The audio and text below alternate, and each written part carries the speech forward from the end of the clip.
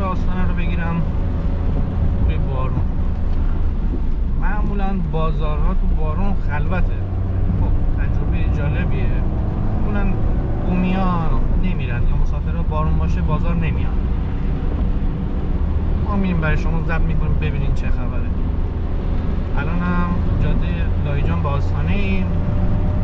تقریبا بهش میگم باسکیوگرا جاده لاهیجان. ساعت هم حدودش 10 صبح. بریم یه آستانه رو تو روز بارونی ببینیم.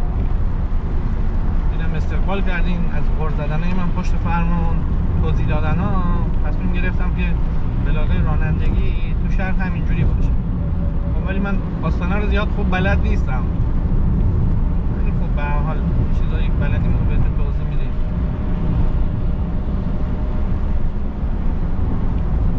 برای دوستانی که بلد نیستن به هر حال تجربه میشه. دوستانی که خارج هستن براشون تجدید خاطره میشه. انشالله که دلتنگیشون کم بشه. به امیدی که خودشون برگردن و خودشون ببینن و خودشون زندگی کنن و خودشون ببینن. دیشب داشتیم میخوابیدیم دلار 85 تومان. یه خورده زندگی سخت است. انشالله که اوضاع درست شه همه برگردن. چند تا دوستان داریم که خارج کشورن باشون صحبت میکنیم همشون دلتنگ، همشون. حالا خودم چند روز از شمال دور میشم دلم میگیره. این مشخصه واسه چیه.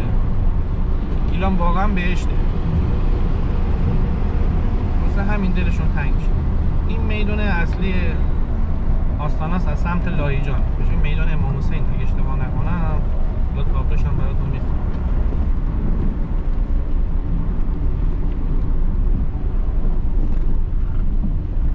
میدون امام حسین. سمت چپ میره کهربندی داخل شهر به سمت رشت. ما سمت راست بریم.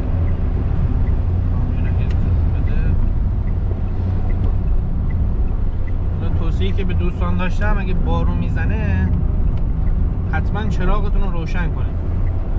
این ماشینایی که مثل ماشین من گرمکنه شیشه نداره، گرمکنه آینه، بخار میزنه دید نداره، چراغ که روشن باشه قشنگ میشه فاصله رو تشخیص داد یا اصلا ماشین رو دید. یه لحظه است دیگه، همه چی تو ثانیه رخ میده. چراغ امنیت خودتون، خانواده‌تون، مالتون. شما بگو 1% جلوی تصادف هم بگیره، خب 1% هم خیلی. این تقریبا خیابون اصلی لاهیجانه، ببخشید آستانه، که به سمت حرم میره. مرکز شهر تقریبا حرم و مغازه‌های اطرافش. حرم برادر امام رضا سید جلال الدین اشرف.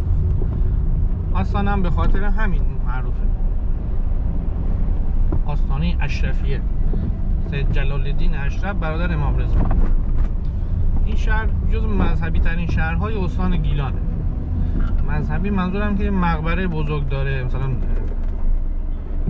توی ماه محرم اینا خیلی شلوغ میشه، مراسم زیاده، جمعیت زیاد میاد. هر جور حساب کنیم عموما از اینجا مذهبی تره.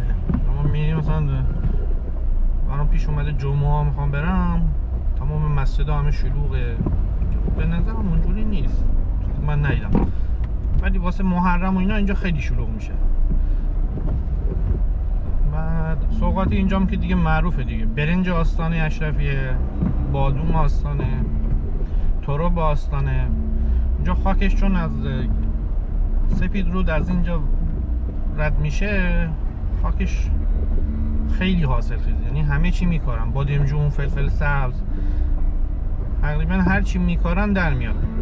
واسه همین محصولات کشاورزی آستانه خیلی معروفه. چیزاش هم صنایع دستی مثل سفال و اینا همه پشت حرمه. این ولاگ هم تو روز رفتیم هم تو شب رفتیم. بازار پشت آستانه اینا تو پلیلیست شهر آستانه میتونیم ببینیم. قبلا هم یه رانندگی از همین آستانه گذاشتیم، همشون تو پلیلیست شهر آستانه هست. گفتیم یه ولاگ کاملتر با تجربه بهتر با توضیحات برای دوستان بگیم تو هوای بارونی. من فکر کنم یکم بارون میزد. خب اجازه بدم که صدای بارون هم میشنوید.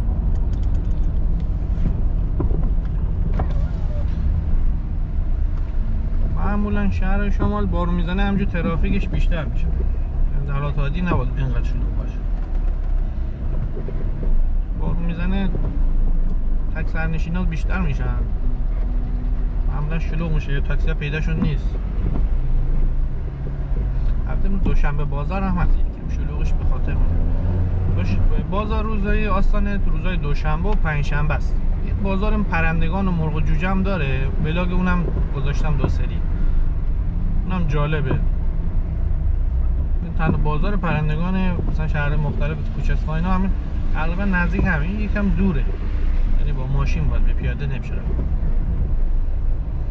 بازار روزش هم واقعا به نظرم جذابه، روز بازارهای خوبه.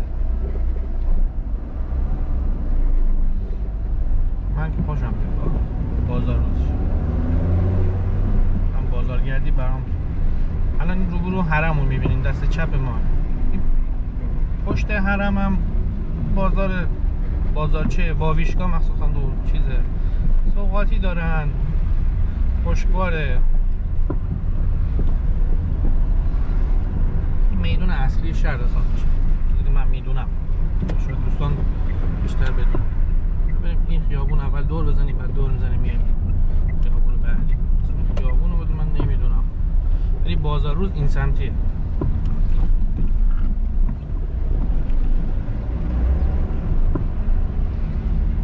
آستانه فقط به خاطر محصولات کشاورزیش معروف نیست. این امامزاده هم که گفتم، این دکتر موین مقبرش اینجاست. دکتر موین فرهنگ موین هستش، مقبرش تو همین شهره. کنم ما تو مسیر رانندگیمون ببینیم بهتون میشه بشه.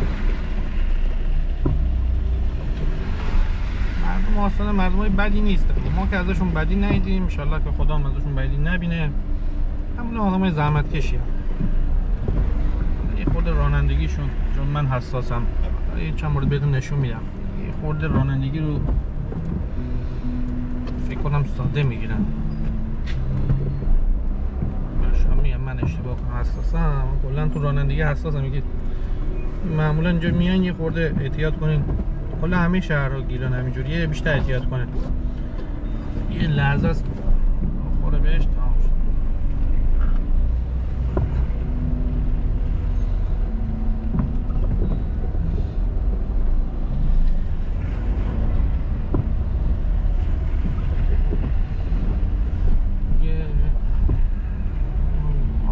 نزدیک لاهیجان، نزدیک شهر لولمان رشت. بندر کیاشت جز آستانه اشرفیه است، شهرستان آستانه اشرفیه. از جای دیدنی اینجا هم که پارک جنگلیه. پارک جنگلی بود یا پارک ساحلی بود، ولاگش هم گذاشتم. تو جاده کیسومه. را خیلی ها کیسومو با گیسوم اشتباه میگیرن. گیسوم تو تالشه. گیسوم زیبایی گیسوم قابل انکار نیست، بهشت باشه. گیسوم هم یه روستای تو آستانه، الان فکر تابلوشو یادم باشه بهتون نشون بدم. مرغش پرورش مرغ معروف داره، من اونو به خاطر مرغش میشناسم واقعا. یه بارم رفتیم به تایمینه، واقعا روستای قشنگیه، روستای کیسوم.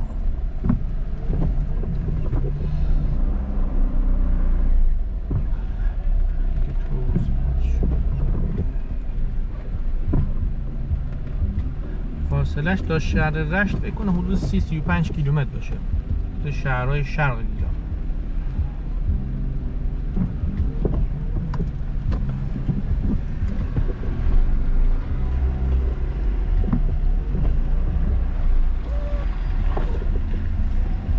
بازار روز همین دست راستتونه. شلوغش به خاطر این تاکسی هاست. مسافر میزنم، من ماشین باید یه جای دورتر چی کنم با تاکسی بیام، واقعا نمیشه اینجا ماشین رو پارک کرد.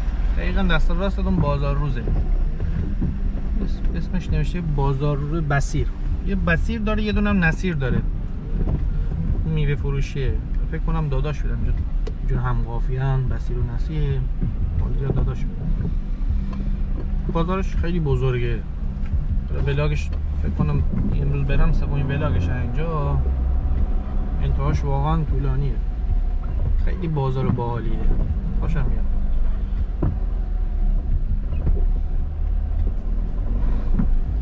اینجا مأمور نمیذارن بازار روز شروع بشه. این ولاگ بازار روز رو تو بارون هم حتما نگاه کنید. همه رو تو پلیلیست شهر آستانه براتون میذارم.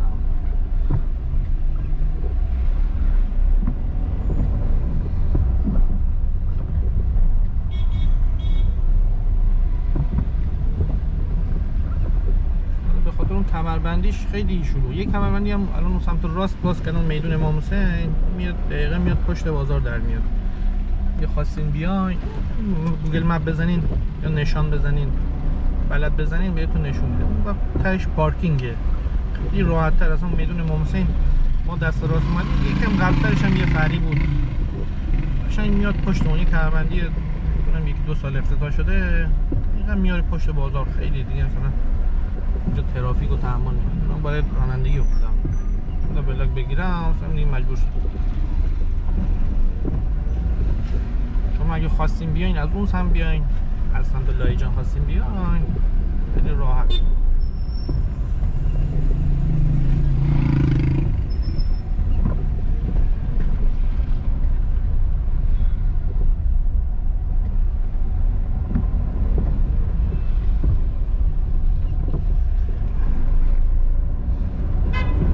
جالبه اینجا به نسبت لایجان که راهنما نمیزنن، راهنما میزنن.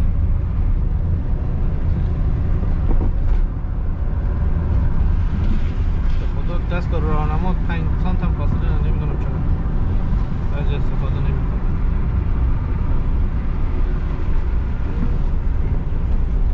سمت چپ میره مرکز شهر، شهرداری و اینا. سمت مستقیم میره سمت رودبنه و سمت راست هم میره گلدار شهدا. من رو تابلو خوندم میدان ام الشهدا. من آستانه رو زیاد وارد نیستم، تابلو براتون میخونم چون تو فیلم تابلو دید نداشته باشه. بولوار خوش سیرت یه دور این میبر بزنم. کنم بازار مرغ از این سمت. بازار مرغ و وقتی تو میخوایم بیاین تو گوگل بزنیم پیدا میکنم. من همیشه با گوگل میام چون دیر به دیر میام یادم میره. گوگل من دقیقا میاره اون بازار. میکنم همینجاست، روزاش برام آشناست. روزای دوشنبه و پنجشنبه همین بازار مرغ همزمان با اونه، دورتره. باله همه چی دارن، همه مثلا مرغ و جوجه اونجا هم بداغشو ببینین جالبه. اصلی ماشینا رو میاره سمت چپمون بازار مرغ و ایناست. من همینجا دور میزنم چون جلوتر دور زدن بار سخته. یه خورده چی میتونم میبینیم بازار مرغ اونور پل سمت چپ بازار همین پرنده هاست. واسه مرغ و جوجه بگیرین همین بولوار رو بیاین.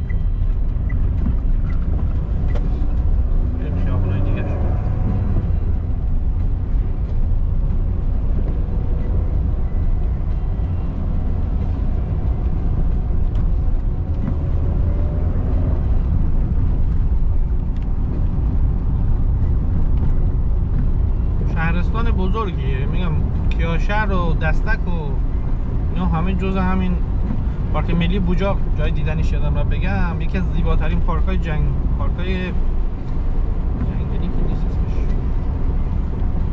صداش یادم.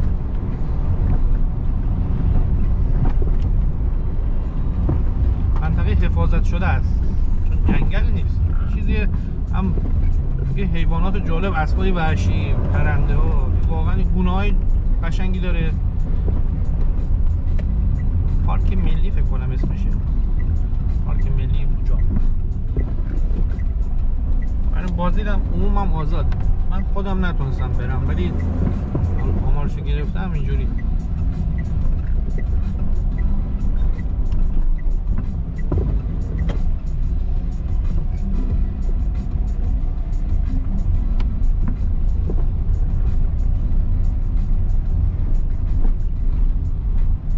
سپید رود هوا خوبه. الان کمربندیش میریم یه دورم اونور میزنیم. زیرش ماهیگیریه، خیلی ماهی میارن. بالاش ماهی میفروشن، ماهی میگیرن. فکر نکنم این بالا یا میگیرن خورده تقلب هم هست. ماهی فکر میکنین اونجا. من ماهی شناس نیستم ولی یکی دور بابا اینا گرفتن این خورده کلاس رفته مشخص پرورشی رو دارن رودخونه.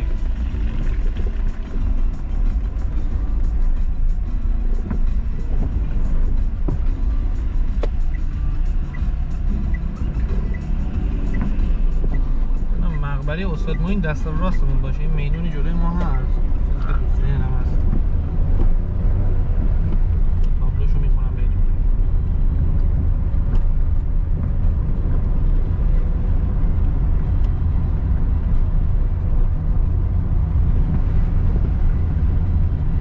شهرداری آستانه است، میدون رو نمیدونستمش.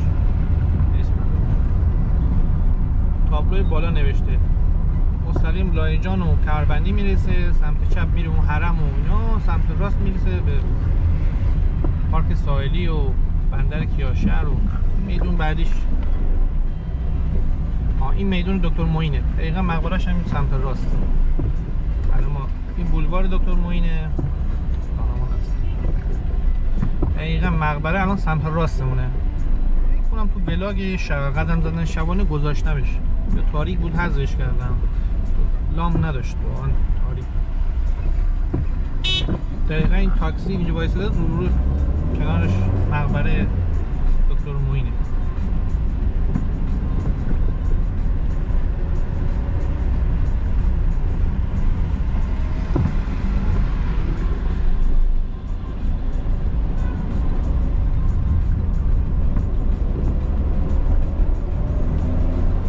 اسم این بولوار هم که بولوار دکتر معین بود.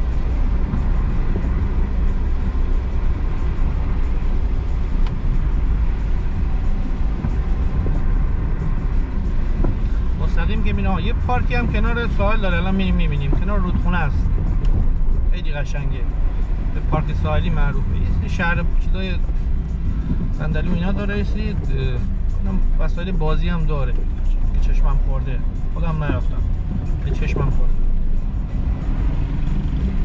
مردمش واقعا خوبی هم، ما ازشون بدی نهید.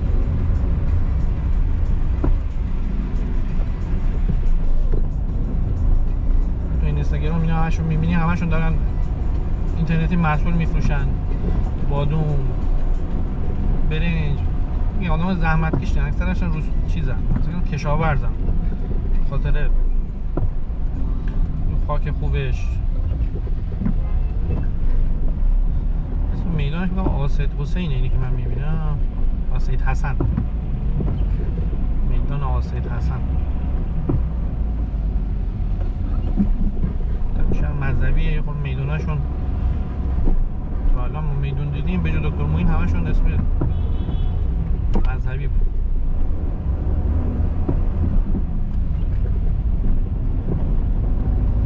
محرم بالا ماشین نمیشه آورد، روز عاشورا من اومدم خیلی تون هیئت میارن. عاشورا نباشه، اربعین بود، هیئت میارن، خیابونا کلا بسته است، ماشین بیاری گیر میکنه.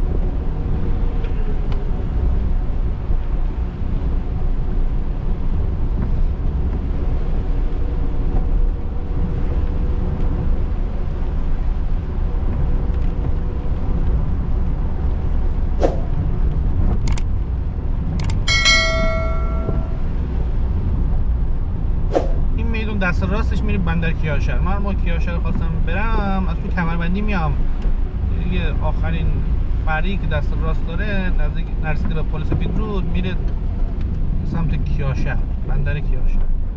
بلاگ کیاشهر هم که گذاشتم براتون، هم بازارشو گذاشتیم، هم پل چوبیشو گذاشتیم، هم رانندگی تو شهر و قدم زدن تو بارونشو گذاشتیم. یه دونه جاده، جاده صفرابسته، صفرابسته هم هست، یه چیزی مثل همون جاده جنگلی گیسومه، قشنگه. ولی خب نه در اون ابعاد جالبه، مثلا کسایی میخوان تجربه کنن تالش نرن اونجا هست. دست چپ هم که میخورد به کمربندی، الان میریم تو کمربندی بعدی.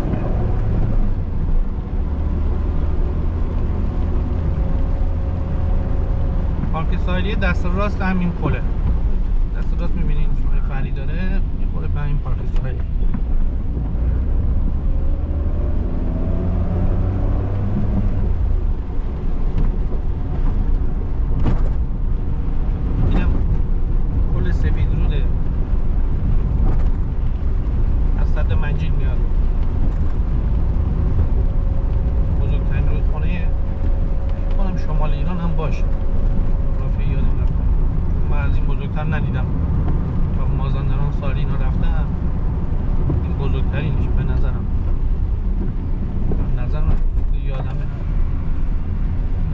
خوش شده ولی چیزی از ارزشاش کمه، کلا کمابی.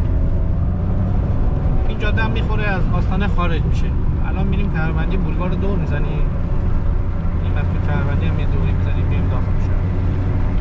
این دست چپ ما دادگستریه، این ماشین رو میبینیم به خاطر دادگستری و دادگاه و اینا، خاطر اینجور شروع.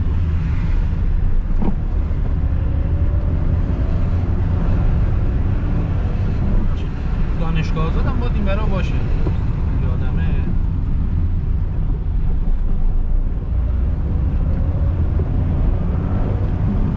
دیدین چجوری اومد راه باری؟ این پلاک رشته متاسفانه رشتی نیستم، پلاک رشته. من خودم هم مثلا پلاکم رشته، رشتی نیستم. کلا رانندگی روی جمعی وای میسی خلوخوی اون جمع میگیری. رشت چون زیاد رعایت نمیکنن معمولا هر کی اونجا زندگی میکنه همین هلوش میچرخه. معمولا همین جوریه. و بچه‌ها دوستانی که ولاگ منو دیدن میدونن من زیاد حوصله رانندگی ندارم، اصلا رانندگی بدم میاد. رانندگی مجبورم دیگه، اعصابم خراب میشه. از اینکه دیگران به مال و جان دیگران ارزش قائل نمیشن، به اولویت مال و جان خودشون ارزش قائل نمیشن، کلا اعصابم به هم میریزه. اصلا خودم هم نیست. مشاور رفتم، رو داستان دیدم، هر کاری کردم باز همین جوری هم دست خودم نیست، اعصابم خراب میشه. اینجا وصل میشه به کمربندی آستانه. یا خواستیم وارد بشین یا خارج بشین حتما راهنما بزنین. تو چیز میدم چون من دیدم اینجا تصادف میشه، خیلی تصادف میشه، ماشینا خیلی سرعت دارن. این کمربندی آستانه واقعا خیلی تصادف میشه، چیز عادی نیست. حتما راهنما بزنین، عجله نکنین راه بگیرید. من جاده میره چون راهنما میزنین یارو میاد راهتون میخواد ببره. عجله کجا میخواد بره؟ 46. اینجا من خیلی دیدم میزنن به این وسط این گالری رو، هم داغونه هم به خاطر ماشین زده. یعنی ما هر سری داریم میریم رشت، هر سری که نه، دو سه سری یه نفر اینجا زده. و چون سرعتم دارم بدجور میزنن. این الان کمربندی آستانه سرعت میبینین؟ این واقعا نمیدونم کجا داره.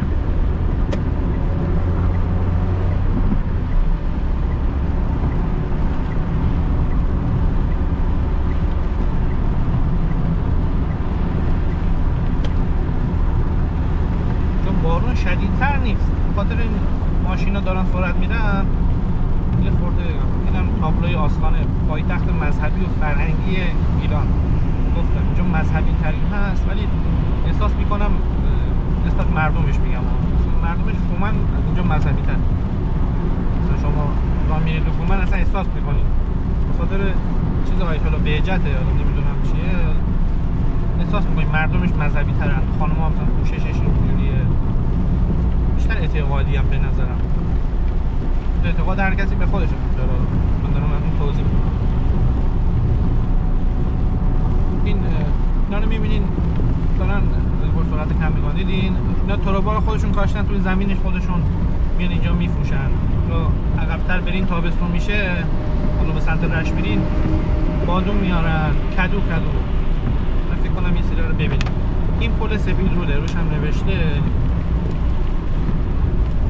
اینجا بهار خیلی قشنگه. این درختای صنوبره فکر کنم، تبریزی صنوبر. اون دوربین مشخص نیست. قشنگ زیرش هم شخ زدن، نمیدونم چی میخوام بکنن زیرش، چون خاکش خیلی حاصل خیزه به نسبت جای دیگه و نزدیک رودخونه است، اونجا بیشتر محصول میکنن. بادمجون اینا رو میتونیم ببینین، احساس میشه چیز تو فصلی که فصل بادمجونه. الان نمیدونم چی میکنن. الان بارون کسی رو نمیبینم جلوی ماهی میگیره.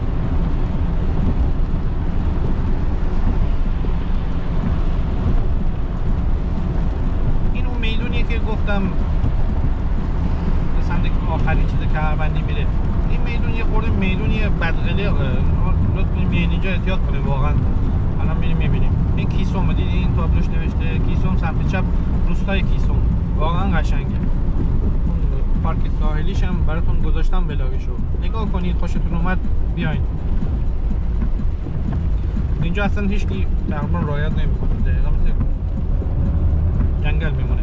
اون هر کی میاد واسه خودش میره. به شانس ما اشکال. اون نگاه کنید ماشینانی اصلا نگاه نمیکنن. داریم میاد. یهو میپرن. این میدون حتما آروم برید. اینجا هم تصادف زیاد میشه. الان باید تصادف اینجا ایسو بازرسی هم زیاد میذاره. یهو میبینی ایسو بازرسی. این کمربندی آستانه است. تو اول شروع میشه. ادامهش هست. اینجا دکار رو میبینین. روش نوشته لباشک محلی بادام. اینا مثلا فصلای مسافر میاد خیلی شلوغه اینجا. سوغاتی میفروشن. خیلی بیشتره. فصل سرما مسافر کم میاد. سوغات سرای یکم دور میدون بود. من حواسم نبود توضیح بدم. این صنایع دستیشون مثل دکان قسم بافی اسمش. خیلی خوشگله. آخرین باری من قیمت گرفتم 400 تومان پولش بدم نمیدونم. خانم‌ها درست میکنن، خیلی زحمت میکشن. دیدم مثلا دیدین بادام آستانه. اینا به نظرم نسبت به پشت حرم یه خورده ارزان‌تر میدن، چیزی که من تجربه دارم. باز 100% نمیشه گفت. پشت حرم دستگاه چیزام دارم. اونجا مثلا آجیل درست میکنن، اونجا تازه میتونی برشته. یعنی مثلا دستگاه فقط بادوم نه، خوشبار زیادی اون خوشبار به تنقلات میگن اونا رو مثلا برشته میکنن، تخمه، عدس، پسته من دیدم اینا رو چیز میکنن، بوداده میکنن. پشت حرم میتونین تازه بگیرین.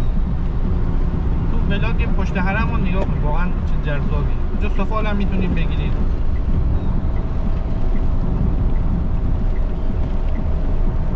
دست چپ دور میزنیم دوباره بریم داخل شهر، ادامه داخل شهر. این مستقیم میره لایجان دیگه. هم میدان امام حسینه که اومدیم، اولین میدان آستانه از سمت لایجان.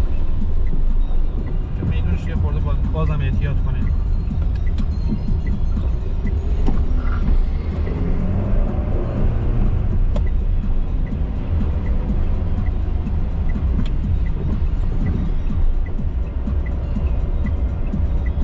تو گیلان نه، جاده‌های دیگه اون ماشینای سایپا هم 70-80 تا، ماشینای راه خود نهایت 95 تا 90 تا. جاده گیلان که نهایت سرعتش 95 تا، بیشتر من ندیدم. 90 تا برین، عجله که نداره. ماشین همینجا زیباست، لذت میبریم. ما هم تصادف کردیم، حداقل ماشین 2-3 هفته با صافکاری بخوابه، ماشین نداشته باشین. مسافر باشین بدون ماشین میشین، اعصاب آدم خورد میشه. مثلا ماشینی که میشین تصادف کردی، اون صدای تصادف تو ذهنت هست، دل چرکین آدم اینجوری مزه نمیده بشونن دیگه. ترسی هست تا چند ماه، شاید اون توی مدت ها زیاد نمیتون محکم‌تر بشه. همین رعایت کنین تا آروم‌تر برید. اولی تو سرعت نیست. 95 تا. اینجا همه مغازه سوغاتی داره، دست راست کنن. هر میدونم ببینید. تابلوهاشون روشن خاموش میشه. سوغاتی بگیری همه نیاز حتما داخل شهر برید. اینجا هم هستش. ببینید. این دو تا من پیج دیدم تو ذهنم هست. این دو تا اینجا مغازه داغم دارن. همون لحظه براتون داغ برشته دارم میکنم، اینو بگید. برشته کارتاش خوشمزگی خاصی داره. الان فکر کنم بادوم کیلوی 350 تومن همین هولوش باشه. 350 بادوم خوب درشت. دیگه مثلا بادوم سوخته داریم، این قیمت میاد پایین‌تر. 180 فکر کنم. تو بازار فکر کنم باشه، من براتون بپرسم.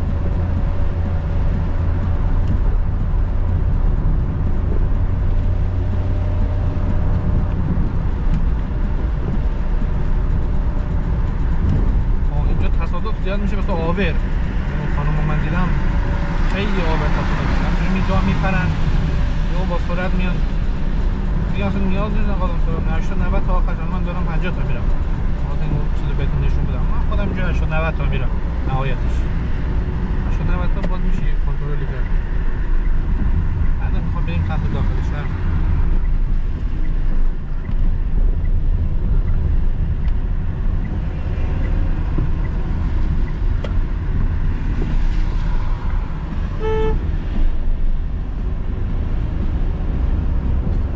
پارک باحالی داره صندلی اینا داره تو خاص کنم نداشت استراحت کنین نمیتونین همین کنار کروانی از راحت واویشگاه خوشمزه واویشگاه گفتم پشت حرم آستانه معروفه خیلی واویشگاه داره حداقل مثلا 10 15 تا واویشگاه خودش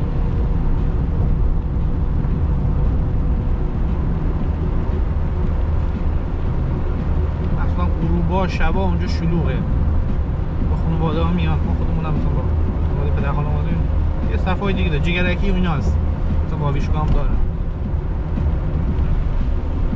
تفریح ارزونه دیگه مثلا یه خوراکی مثلا خانواده میخوام برن به نسبت های رستوران ارزون تر در میاد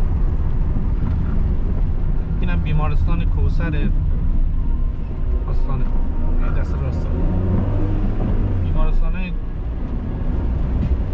ایران به جز اون مرکزی ها بقیه امکاناتشون واقعا ضعیف خودمون خاطر درمان میدیم حتی لایجان اون بیمارستانش مجسم نسبت تو شهر محله اعزامه هر مشکل بیمارت چی داشت باشه اعزام میکنم خب به نسبت بازرش امکانات کمتر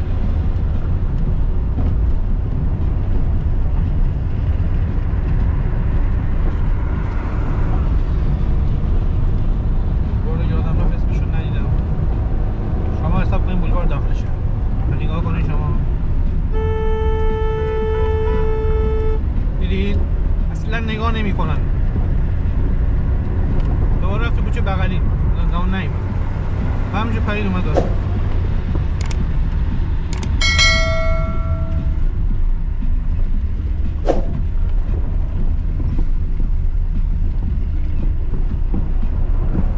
اسم این میدان معلم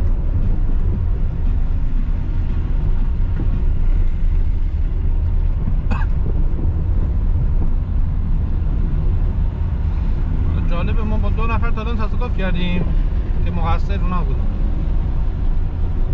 هر 2 نفرم ما کارگریم پول نداریم مستاجریم دقیقا نمیدونم یکیشون گواهینامه هم نداشت لعنتی به من زدی حالا باز مثلا من دستات ما حل میشه فکری میزدی میکشتی می‌خواستی چیکار کنی پول داری بفروشی دیگه بدی مستاجر 200 تومان هم نداشت پول مستاجری چیزی آروم‌تر برو احتیاط باید بیشتر بکنی وقتی آدم یه چیزی نداره ناتوانه مثلا کنترل ماشین خب مثلا احتیاط میکنه خب خسارت به بار نره که مجبور بشین نداشته باشه درسته مثلا اینایی که شما میبینی فکر نکنه تو بعضیشون خودشون مهم نیست پول نداره اکثرشون یه جا گیر نکردن گیرم کنم فکر نکنه آقا درست بشه ما که کسی رو ندیدیم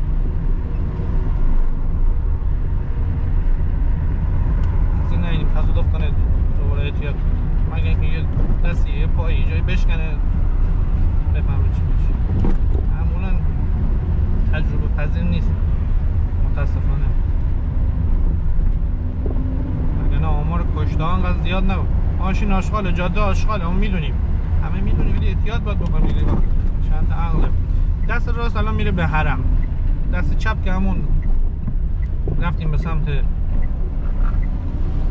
خارج شهر دادگستری اینا مستقیم میره بندرکیا شهر دست راست هم که بولوار هم دکتر معینه میره به سمت حرم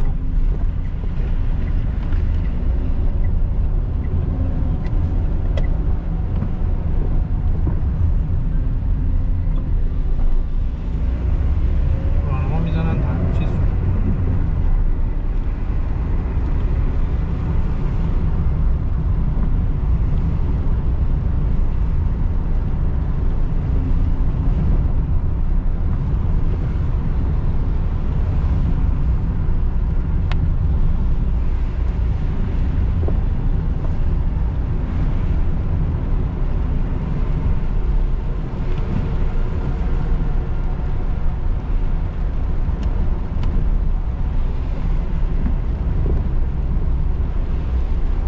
بلوار دکتر معینه. اونم میدون دکتر معین با درسه چیزی که تو ذهنم هست اونه دو.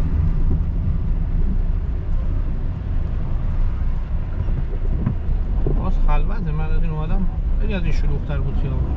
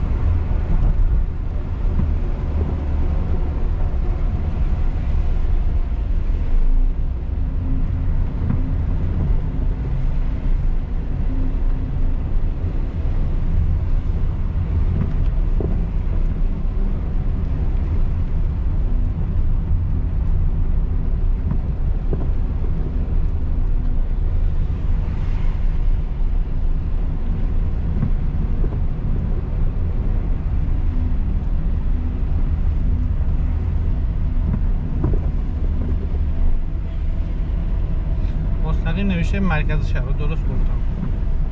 اون مقبره سید جلال الدین مرکز شهر دقیقا. سمت راست هم دوباره وصل میشه به کمربندی و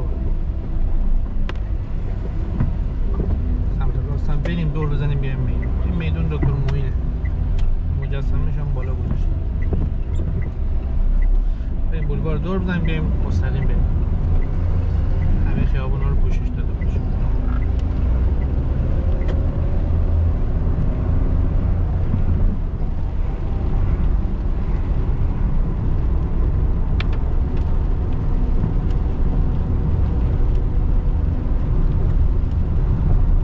اسم این خیابون رو من دقت نکردم چیه. ولی جزو خیابون اصلی ها نیست این بار.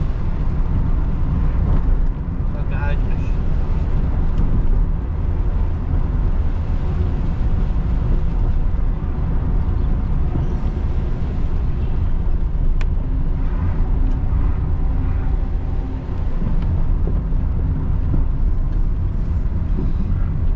بوستان ابریشم.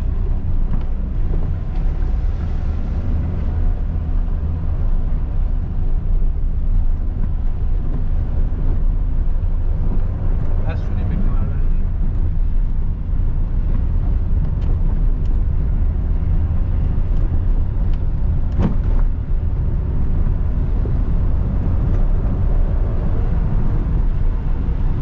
شاید شبیه کمربندیه. من این خیابون تا الان نیومدم خودم. اسمش هم نمیدونم. خیلی شبیه کمربندیه. به خاطر من اشتباه دادم. به خاطر چی؟ هرچی رفت آمدش میشه بولوار شهید مطهری. دور میزنیم برمیگردیم. خیابون بزرگی ها.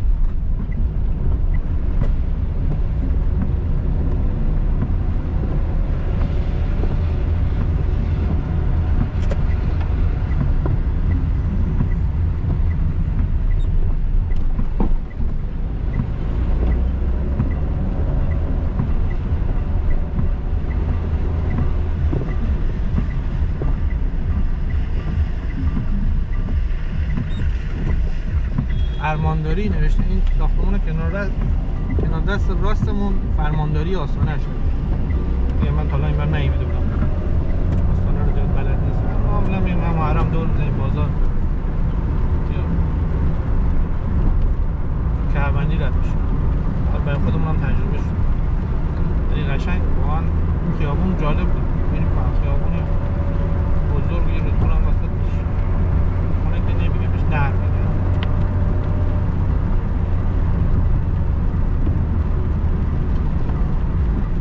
بعد ما باید بریم دست راست بریم حرم دیگه، ولاگو تموم بشه.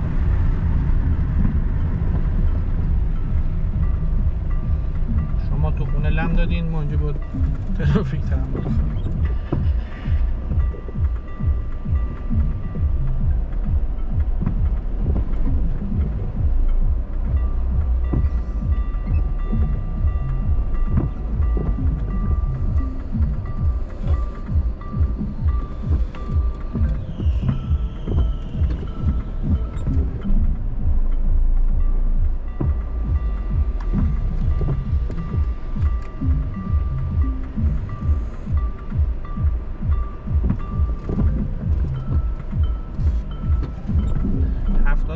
جیم پلاک آستانه است. نمیدونم چرا 76 جیمه، چون باید با 56 شروع شه. شاید من نمیدونم، ولی من 56 جیم مال لایجانه. بازی اول مال لایجان میشده، بعد 56 جیم 76 تا مال لایجان.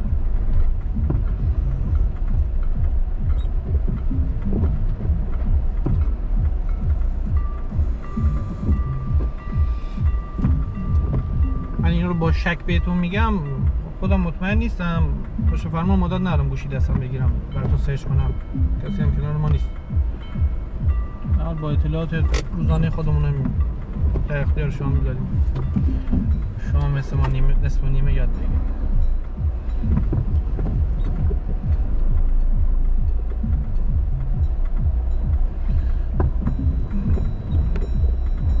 ما دست راست باید بریم سمت حرم.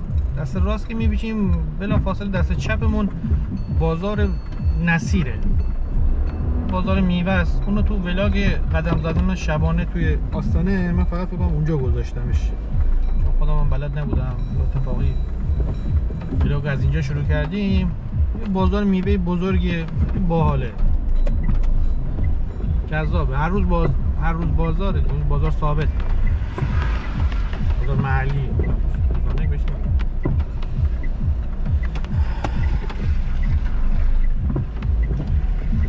پلیلیست چیز میتونیم پیدا کنیم، یا جز تاپ هاست، جز 10 تا چیز از این امام هست. ویدیوهای پاپیولار، ویدیوهای پربازدید. این خیابون رو یه مدت یه طرفه کرده بودن، یعنی از سمت کنم از همین بر فقط میتونستی بری، بعد طرحش رو برداشت. فکر کنم تو رانندگی اون پارسال گذاشتم یه طرفه بود، نمیدونم چرا کنسل شد. الان دست چپمون بازار ماهی هم داره، من میبینم چی یادم اومد. این بازار جلالیه بود، ببخشید کلا اشتباه بود. بسیاری اسمش بازار است میگه، بازار جلالی است، ببخشید. این بازار باحالیه. نمیدونم میوه تره بار من میبینم. الان میخوام یه قدم زدن بارونی هم بگیرم، اینو حتما میذارم رو بلاگ. اول برم بازار روزو بگیرم. شنبه بازار جلالیه. ببخشید من حضرت میخوام از اون بصیر و نصیر از اون اول اشتباه گفتم. بازار نصیر بصیر هم داشته باشه، من شنیدم، خدا میگفتم. بازار جلالی هم واقعا قشنگه. فرصت بشه من الان میرم قدم زدن تو بارون میخوام بگیرم پشت حرم و این داخل مرکز شهر رو، اینم حتما میگیرم.